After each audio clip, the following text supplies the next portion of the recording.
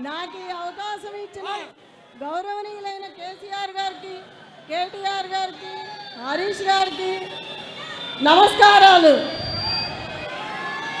Jubilee hills ప్రజలంటేనే ఒక కుటుంబం అని గోపన్న ఎప్పుడు చెప్పేవాళ్ళు. మీ గోపన్న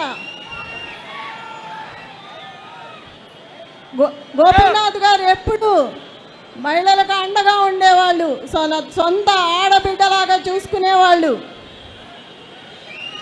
ఏ కష్టం వచ్చినా అర్ధరాత్రి అయినా అపరాత్రి అయినా అన్నా అని పిలిస్తే మీ అందరి మధ్యలోకి వచ్చి నిలబడి సమస్య పరిష్కరించేవాళ్ళు.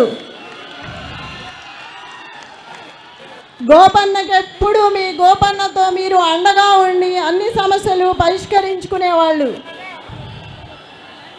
నన్ను కూడా మీ ఇంటి ఆడబిడ్డలా అనుకొని నాకు అండగా ఉండి ముందుకు నడిపించాలని, మీ అండదండలు ఆశీస్సులు ఉండాలని మనసారా కోరుకుంటున్నాను. ఈ కష్ట సమయంలో మీరందరూ నాకు అండగా నిలబడ్డారు. అదే అండగా ఇక ముందు కూడా ఉండాలని కోరుకుంటున్నాను. మీరు ఎవ్వరికీ భయపడాల్సిన అవసరం లేదు. పార్టీ మీకు అండగా ఉంటుంది. జై కేసీఆర్, జై తెలంగాణ, జై గోపన్న.